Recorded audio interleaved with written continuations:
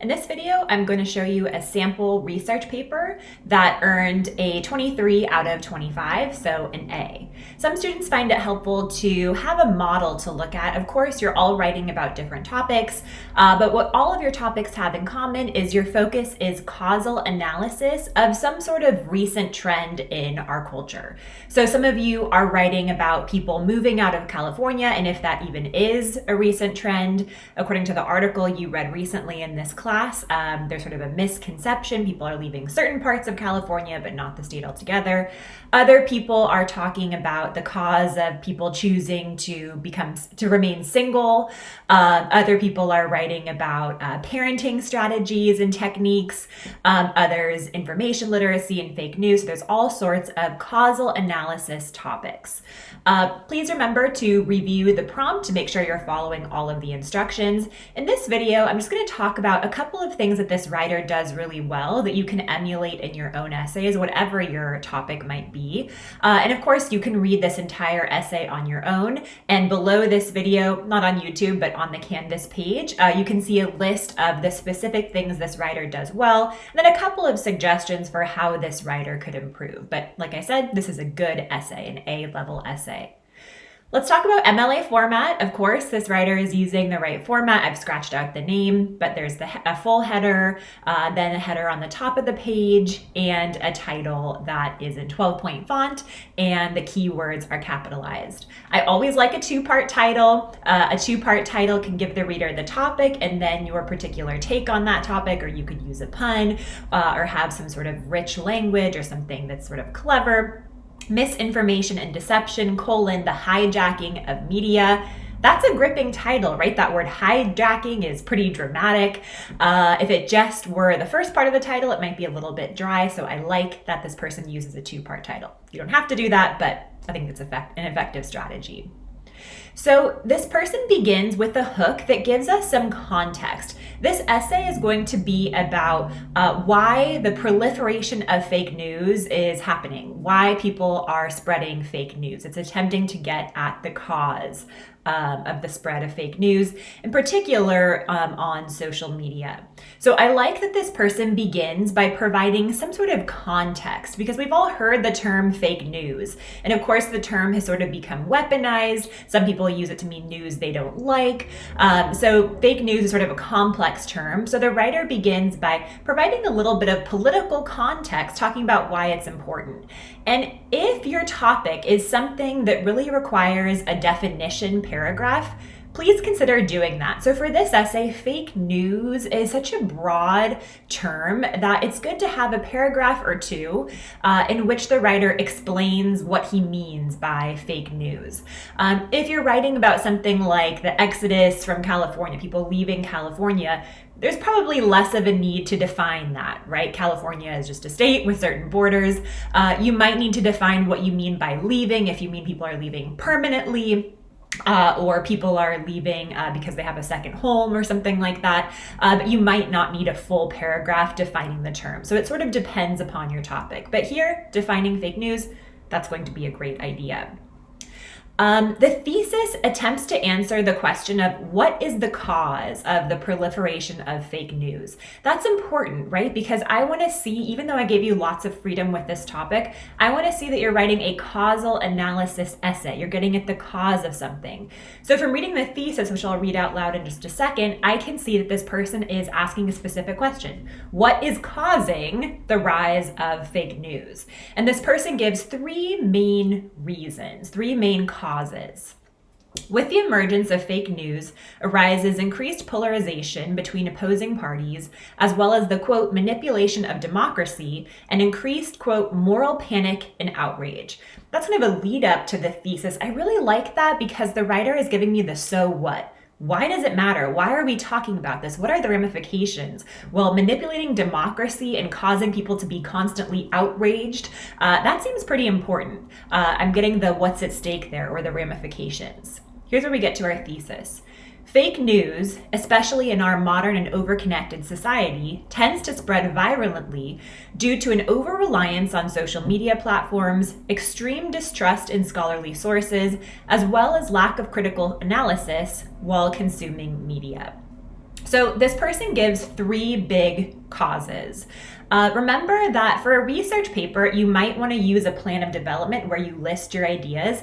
But of course, you're not going to list every single main idea for each paragraph. Otherwise, this essay is going to be pretty long. You would have a really long list in your thesis. So if you're using a plan of development, kind of like how this person did, you would list your main ideas in the order you will discuss them. So the person has a couple of paragraphs about social media, a couple of paragraphs about distrust in scholarly sources, right? So this is not going to be a 5-paragraph essay with an intro, 3 body paragraphs for the 3 different causes and a conclusion, right? With a research paper, obviously, you're going to be listing out kind of your big points in the order you will discuss them, but you might have multiple paragraphs about the same point. But do make sure you list them in order so your thesis kind of lays out the blueprint for the rest of your essay. So I think this is an effective thesis, and I can see clearly what the topic is, what the argument is. To make it even better, the person could make it debatable. The person could come up with potential counter arguments, but overall, this is an effective thesis because it includes the how and the why, and the sentence before it includes the so what, which I always think is an effective strategy. So you can read the rest of this on your own, but I want to just point out a couple of things. Don't forget when you have a parenthetical citation to include the author's last name and the page number if there is one, right? And you can go back to that lecture, that video from earlier in the semester, which I'll link in this page, for how to do your parenthetical citations depending upon if there's an author, where it was published, etc.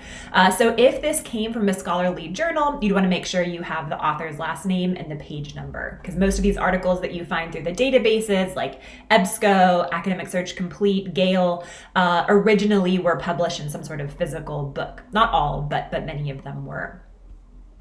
I like how this person uses a variety of evidence types. So that's something I'm looking for in this essay, and good writers do this. Not only do they include a variety of sources, but they include a variety of evidence types. Polls from the Pew Center, a reliable source. Quotations from experts, expert testimony, even some hypothetical scenarios and examples, and then some concrete examples from case studies really help to round out the argument. If the argument just relies on statistics, that can appeal to logos, but we also want to have some concrete and maybe more personal examples. This person might have also included some examples that he has found on social media. I don't expect you to do your own studies, right? But since this is about social media, and presumably the student has spent some time on social media, some additional examples might be helpful. But this writer does a really nice job of bringing in scholarly sources in a variety of source types. So for instance, if the writer only had quotations from, say, CNN or MSNBC or Fox News, these are TV news sources that people watch, right? There's nothing wrong with them, but those on their own are not going to be all that effective, right? First off, they can be kind of polarizing. Also, many of the programs are much more geared towards entertainment than presenting news. But including these sources with sources from scholars, which are going to be much more kind of neutral and academic in tone, and then paired with sources from print media, a variety of print media sources. This person cites the Wall Street Journal, which is known as being a slightly more conservative paper, and also the New York Times or the Washington Post, which to some people are known as more liberal newspapers. That really helps establish the writer's ethos. So using a variety of sources. And don't forget, you have to include your scholarly sources, and then your extra sources can be whatever you think is legitimate. But you do have to hit that 5 scholarly source minimum. The essay follows a clear structure. So there are topic sentences that tell me the main idea of each paragraph. There are a few paragraphs like this one in front of you that could use more development.